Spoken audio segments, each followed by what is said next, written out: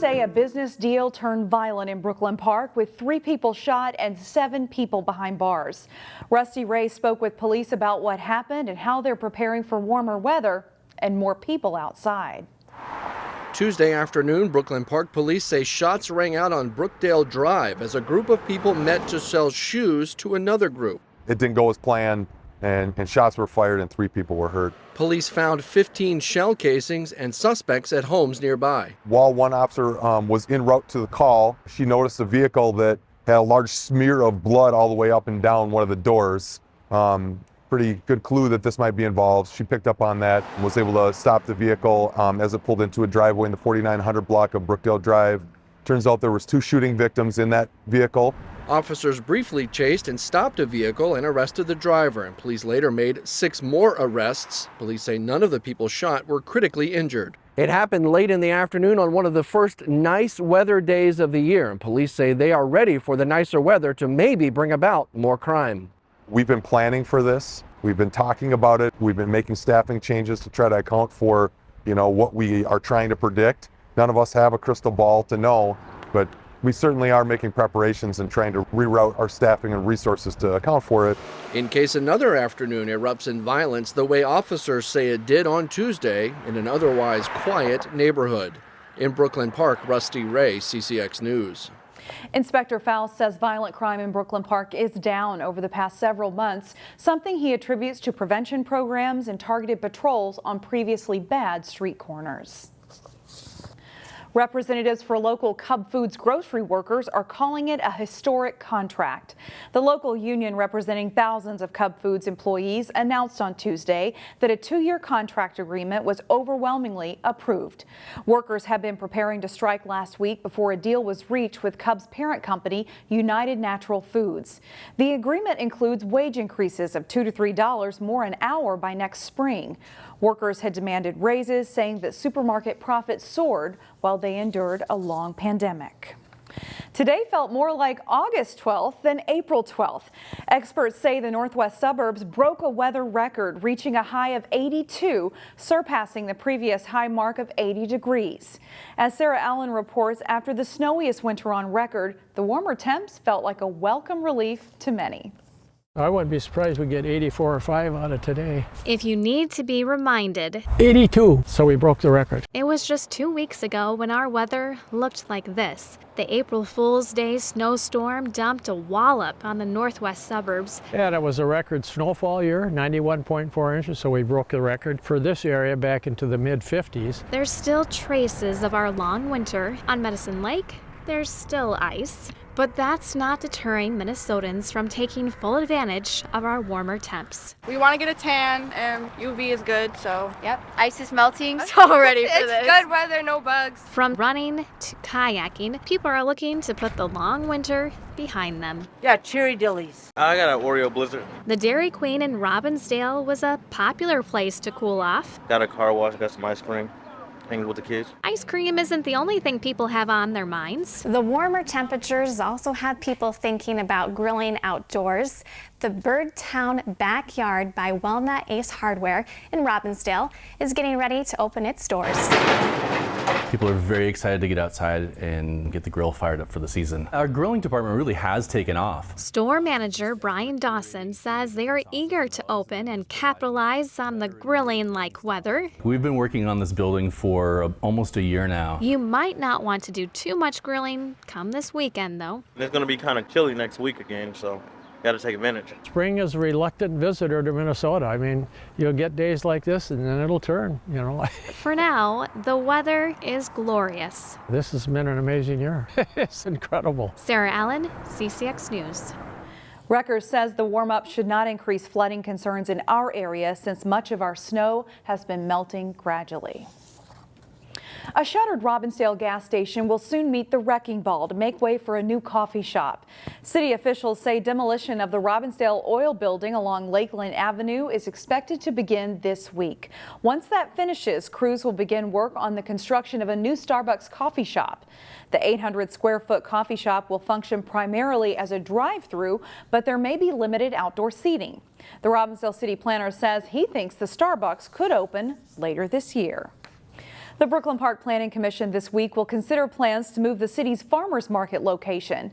For the past 3 seasons, the city's farmers market has been held in the former Brooklyn Park Library parking lot.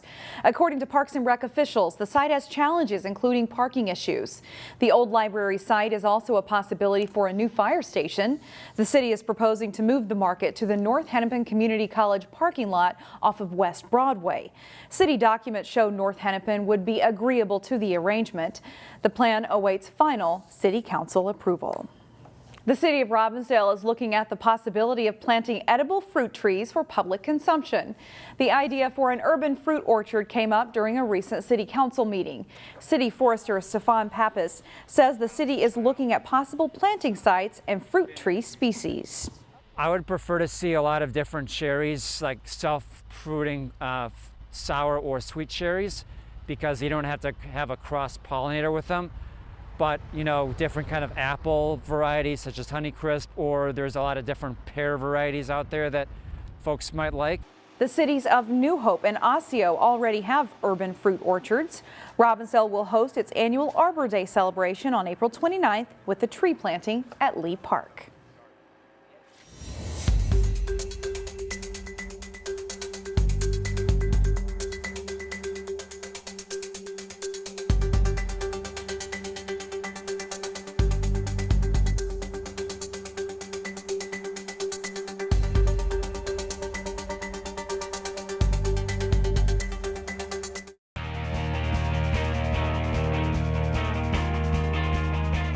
One of this area's top boys lacrosse teams has high hopes for another big season. But not everything has stayed the same at Maple Grove. There's a new look on the sideline this spring at Maple Grove boys lacrosse.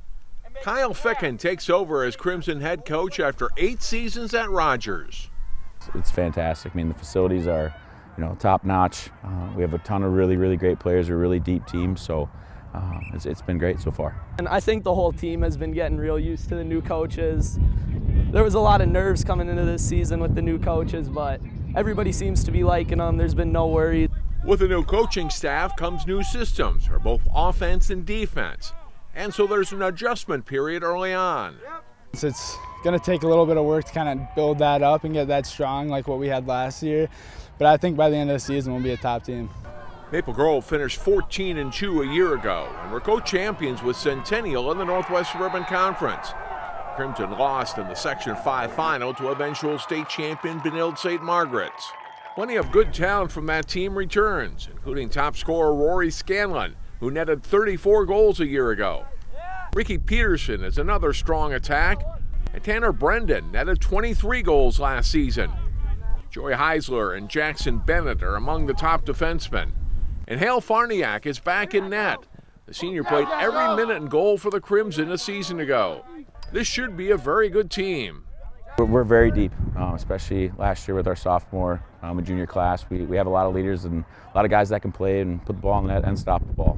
So, yeah, we're deep and we have high goals, and we're looking to get back to that section championship again this year.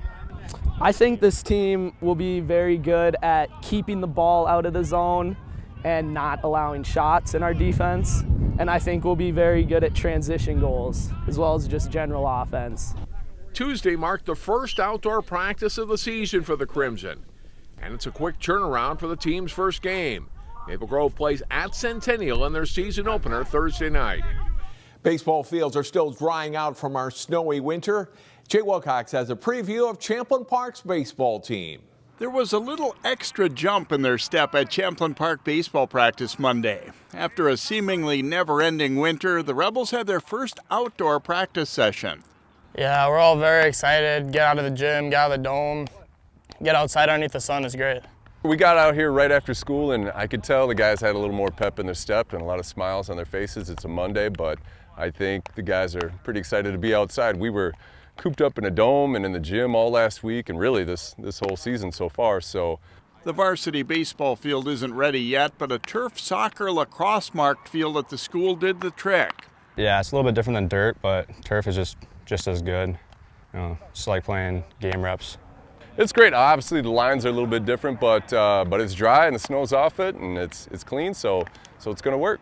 The Rebels return a strong core group from a team that was 9-16 overall, but did place third in the Section 5 4A tournament last season. Senior lefty Andrew Rockow leads a strong pitching staff and is a captain, along with middle infielder Justin Brooks and catcher Zach Zahalka.